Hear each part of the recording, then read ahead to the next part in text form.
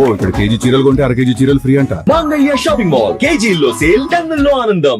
ప్రభుత్వ పాఠశాలలు అంటే విద్యను అందించేటువంటి ఆలయాలు, విద్యార్థుల్లో విజ్ఞానాన్ని, విలువలను, రాజ్యాంగ స్ఫూర్తిని పెంపొందించేటువంటి కేంద్రాలుగా ప్రభుత్వ పాఠశాలలు గుర్తింపు పొందాయి. అలాంటి పాఠశాలల ప్రహరీ గోడలపైన మత ప్రచార పోస్టర్లు, రాజకీయ ప్రచార పోస్టర్లు వెలుస్తుండడం ప్రస్తుతం స్థానికంగా చర్చనీయాంశంగా మారింది. ప్రభుత్వానికి చెందినటువంటి విద్యా సంస్థల గోడలపైన ప్రచార వేదికలుగా వినియోగించడం పలు వర్గాల దృష్టిని కూడా ఆకర్షిస్తుంది. అయితే ఈ పోస్టర్ల వల్ల పాఠశాలల యొక్క తటస్థత, ప్రభుత్వ ఆస్తుల వినియోగం, విద్యా సంస్థల పరిసరాల నిర్వహణ వంటి అంశాలు మరోసారి చర్చకు వస్తున్నాయి. పాఠశాలల గోడలపైన పోస్టర్లు అసలు ఎలా వెలిసే, స్థానికులు దీనిపైన ఏమంటున్నారు, సంబంధిత అధికారులు ఎలాంటి స్పందన వ్యక్తం చేస్తున్నారు, నిబంధనల ప్రకారం తీసుకోవాల్సినటువంటి చర్యలు ఏమిటి అనేటువంటి అంశంపై మరింత సమాచారం మా ఉమ్మడి పశ్చిమ గోదావరి జిల్లా ప్రతినిధి సాయిరాం అందిస్తారు. ప్రభుత్వ పాఠశాల ప్రహారీ గోడలపై ఉండాల్సింది విద్యార్థులకు, సమాజానికి ఉపయోగపడే అక్షరాలు, చిత్రాలు. కానీ ఇప్పుడు ప్రస్తుతం ప్రహారీ గోడలపై మత ప్రచారానికి ఒక అడ్డాగా మారిందని చెప్పుకోవచ్చు. ప్రస్తుతం మనం పాలకొల్లు నియోజకవర్గానికి చెందిన శివదేవం చిక్కాల గవర్నమెంట్ స్కూల్ దగ్గర అయితే ఇక్కడ ఒకసారి చూసుకోవచ్చు. ప్రహారీ గోడ మీద మొత్తం కూడా ఒక మత ప్రచారానికి సంబంధించిన పోస్టర్లే ఇక్కడ దర్శనమిస్తున్నాయి.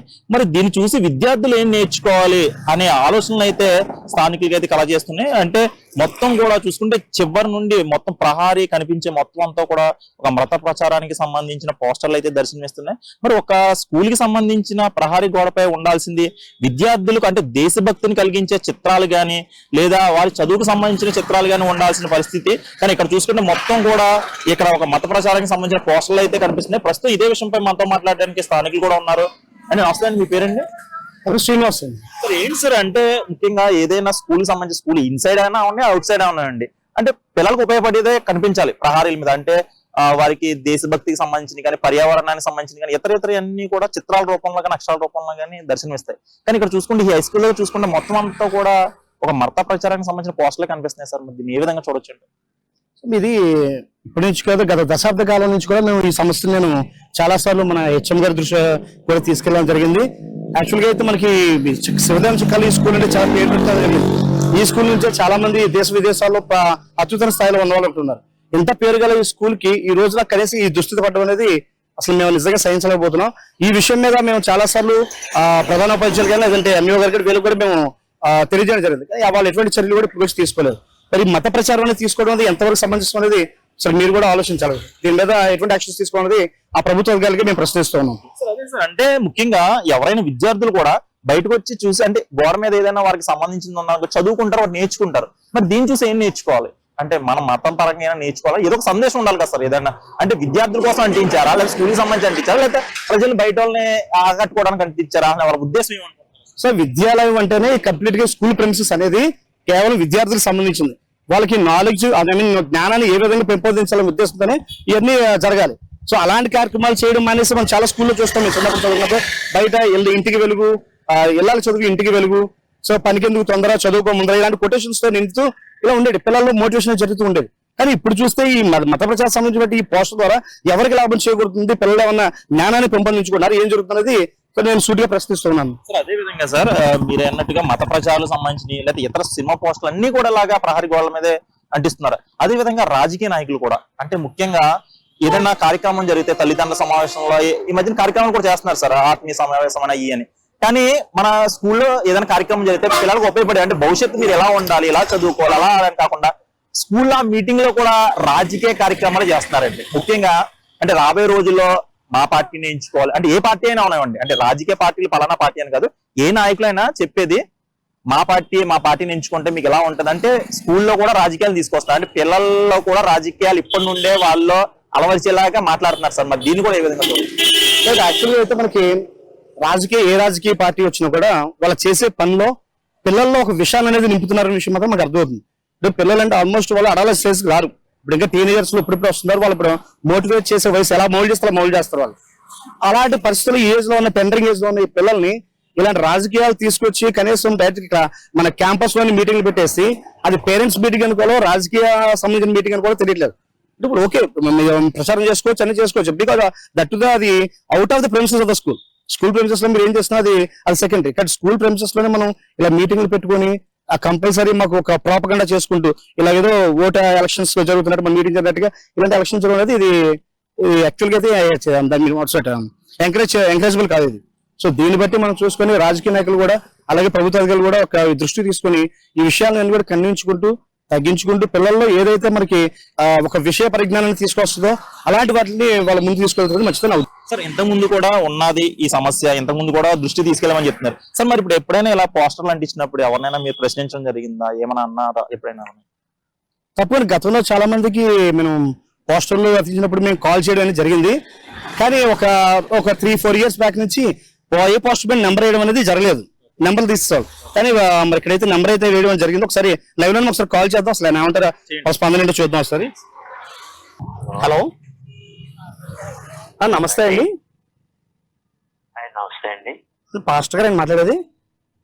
అవునండి. సార్ మీ పేరండి? శ్రీపాల్ గారండి. ఏమండి? శ్రీపాల్ అండి. శ్రీపాల్ అండి. అవునండి. సార్ ఏ ఊరు సార్ మీది? దేవరం దగ్గర చిన్నమేరం. భీమవరం దగ్గర చిన్నమేరం అండి. ఓకే, భీమవరం దగ్గర చిన్నమేరం అంటే ఇక్కడ మనకి పాలకొల్లు మండలంలో శివదేవన చిక్కాల మీకు తెలుసండి? తెలుసండి. శివదేవన చిక్కాల స్కూల్లో మరి ఇప్పుడు మీరు పోస్టర్స్ అంటించారండి స్కూల్ మీద, అది మీరేనండి అంటించింది పోస్టర్? ఉపవాస ప్రార్థన కూడికలు అని చెప్పేసి. ఓకే ఓకే ఓకేనండి. అయితే సార్ గవర్పేటలో అని చెప్పి ఉంది, అక్కడ లంకలగూడ శివారు గవర్పేటలో మీటింగ్ అని పెట్టింది. ఏం సార్ అది స్కూల్ గోడల మీద ఇలాగ ప్రభుత్వ పాఠశాలల మీద, తర్వాత హాస్పిటల్స్ దగ్గర, బస్ స్టాండ్ దగ్గర ఇలాగ పోస్టర్ అంటించడం అనేది ఎంతవరకు కరెక్ట్ సార్? అది ఆసుపత్రుల దగ్గర, ప్రభుత్వ హాస్పిటల్ దగ్గర. సార్ హలో సార్ సమాధానం చెప్పండి. హలో సార్ మా కుర్రోళ్ళు అంటించారు. అది కుర్రోళ్ళు అంటించారంటారా? ఏమండి? స్కూల్ దగ్గర అంటించారండి. స్కూల్ గోడ మీద మొత్తం కంప్లీట్ గా, ఒకటి కాదు రెండు కాదు, దగ్గర ఒక 50 పోస్టర్లు కంప్లీట్ గా వీళ్ళు అంటించేసి వెళ్ళిపోయారు. మరి ఎవరు అంటించారు? అంటే మీరు దగ్గర లేకుండా వాళ్ళు అంటించారు కదా, మీ సజెషన్స్ అంటే మీరు ఇవ్వకుండా చేయరు కదా వాళ్ళు. ఏమి అంటించమన్నానండి, అంటించమని చెప్పారు కదండి మీరు స్కూల్స్ మీద. అంటే ఏ ఉద్దేశం అంటించారు స్కూల్స్ మీద మీరు? దగ్గర అంటించమనలేదు, మామూలుగా అంటించమన్నాం. అదే అంటే స్కూల్ దగ్గర వద్దు అని మీరు చెప్పలేదు కదా? అదే మామూలుగా తెలియక అంటించారండి.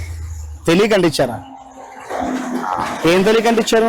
అరే ఎన్ని సంవత్సరాల నుంచి అంటిస్తారు? ఎన్నిసార్లు మీకు ఫోన్ చేయాలి, ఎన్నిసార్లు చెప్పాలి మీకు? అంటే గవర్నమెంట్ నుంచి ఏదైనా ఆర్డర్స్ వచ్చి అని చేస్తేనే కానీ మీరు మారు. సరే అండి, దీని మీద మేము యాక్షన్ తీసుకుంటామండి, మేము మాట్లాడతాము. సో మళ్ళీ చేస్తామండి.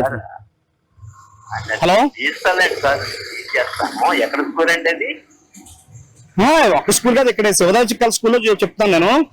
ఆ స్కూలే కాకుండా చుట్టుపక్కల ఉన్న చాలా స్కూల్స్, తర్వాత ఆ గుళ్ళ దగ్గర, దేవాలయాల దగ్గర, ఆ గోళ్ళ మీద ఇక ఏ ప్లేస్ ని మీరు ఖాళీ ఉంచట్లేదు కదా. బస్ స్టాండ్ లో ఉండండి, ఇక్కడ ఏ ప్లేస్ మీరు ఖాళీ ఉంచట్లేదు. అంటే మీ ప్రచారానికి, మీ మత ప్రచారానికి ఇంకా ఇది కాదు అది కాదు, ఇంకా ఏది పడితే అదే, ఇంకా దేన్ని వదులుకోవట్లేదు మీరు. ఇంకా ఏ సాధనాలు కూడా మీరు వదలట్లేదు. ఇంకా ప్రతి ప్లేస్ ని మీరు ఆక్రమించుకుంటూ ఈ విధంగా మీరు ప్రచారం చేసుకునేది కరెక్ట్ కాదు. ఇది చెప్పండి. హలో హలో వాయిస్ కట్ అవుతుందండి. వినిపించట్లేదు వాయిస్? ఇప్పుడు దాకా వినిపించింది. మరి మీకు సిగ్నల్ బాగానే ఉంది. మరి బ్రేక్ అవుతుందండి, బ్రేక్ అవుతుంది. చెప్పండి చెప్పండి సార్. అది మీకు స్కూల్ దగ్గర ఉంటే క్లీన్ చేస్తాను సార్. అది అయితే మీరు అలా కాదు, ఇక్కడ ఒక స్కూల్ దగ్గర అంటే ఇప్పుడు ఇక్కడ ఉంటాను, ఇక్కడ మీరు తీయించేద్దరు. కానీ మరి నెంబర్ ఆఫ్ స్కూల్స్ నేను మొత్తం ఒక 30 కిలోమీటర్ల వరకు లోకల్లోనే తిరిగానండి నేను. అది ఒక్క స్కూల్ అంటించారైనా చూస్తే ప్రతి స్కూల్ దగ్గర, ప్రతి హాస్పిటల్ దగ్గర, ప్రతి గుడి దగ్గర కూడా అంటించేశారు. మరి వీటిలన్నింటినీ ఎప్పుడు తీస్తారు మరి మీరు?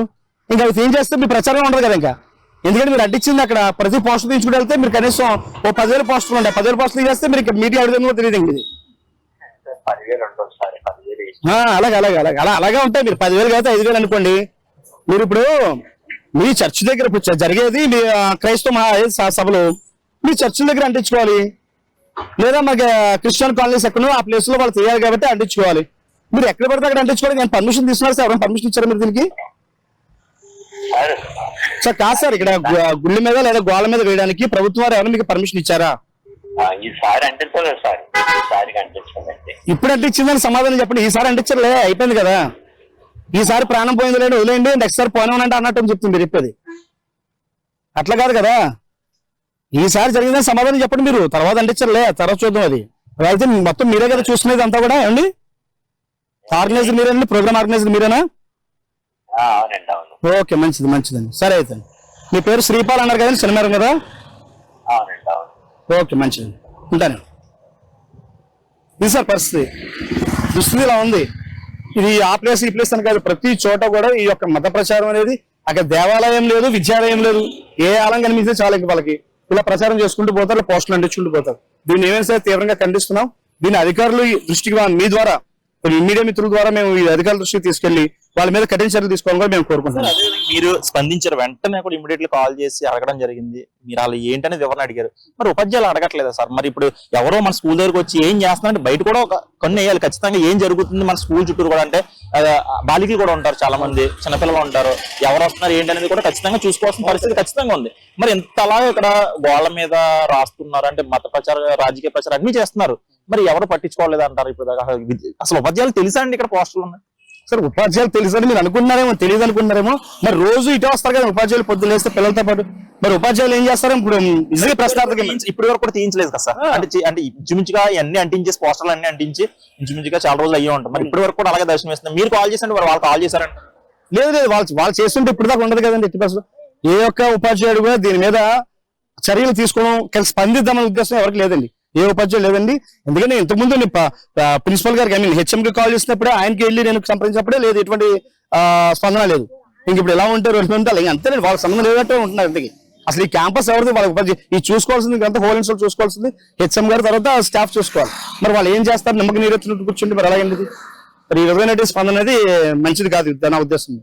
ఇది ఏంటంటే చూసుకుంటే మా లైవ్ లో పాస్టర్ గారు కూడా కాల్ చేయడం జరిగింది ఆయన మొత్తం మాకు సంబంధం లేదు, ఎవరో బయట వాళ్ళు వచ్చి, అంటే మాకు సంబంధించిన వాళ్ళు వచ్చి అంటించారు, మేము చెప్పలేదు ఎవరికని చెప్పి ఆయన పాస్టర్ అయితే చెప్తున్నారు. మరి ఒక స్కూల్ కి సంబంధించి, అంటే ముఖ్యంగా ఒక గవర్నమెంట్ స్కూల్లో ప్రహారీ గోడలపై ఇలా ఒక మత ప్రచారాలు, రాజకీయ ప్రచారాలు చేయడం వెనక మరి విద్యార్థులు ఏం నేర్చుకోవాలన్నట్టు కూడా అయితే చెప్పడం జరుగుతుంది. మరి గోడల మీద దర్శనం ఇవ్వాల్సినవి అన్ని కూడా దేశానికి సంబంధించి, పర్యావరణానికి సంబంధించి, లేదా విద్యార్థులకు భవిష్యత్తు ఉపయోగించే విధంగా అయితే చిత్రపటాలు, లిపులు అయితే ఉండాలి. కానీ ఇలా ఒక ప్రచారాలు, అంటే రాజకీయ ప్రచారాలు అసలు వారి భవిష్యత్తు కూడా ఉపయోగపడే విధంగా లేవంటూ వారైతే చెప్పడం జరుగుతుంది. మరి ఇప్పటికైనా అధికారులు స్పందించి వీటిపైన ఎలా మత ప్రచారాలు, రాజకీయ ప్రచారాలు చేసి వారి మీద చర్యలు తీసుకోవాలి. ముఖ్యంగా పాఠశాల ప్రహారీ గోడలపై ఎటువంటి పోస్టర్లు కూడా అంటించుకోకుండా ప్రతిదీ విద్యార్థులు ఉపయోగపడే విధంగానే అన్ని కూడా ఉండాలని చెప్పేసి వారైతే కోవడం జరుగుతుంది. మరి చూద్దాం, మరి ఇప్పటికైనా అధికారులు అయితే చర్యలు తీసుకుంటారు లేదనేది. ఇది ఇక్కడ తాజా పరిస్థితి. వీడియో జర్నలిస్ట్ ఆదితో సాయిరామ్, ఇట్స్ టీవీ, ఉమ్మడి పశ్చిమ గోదావరి జిల్లా.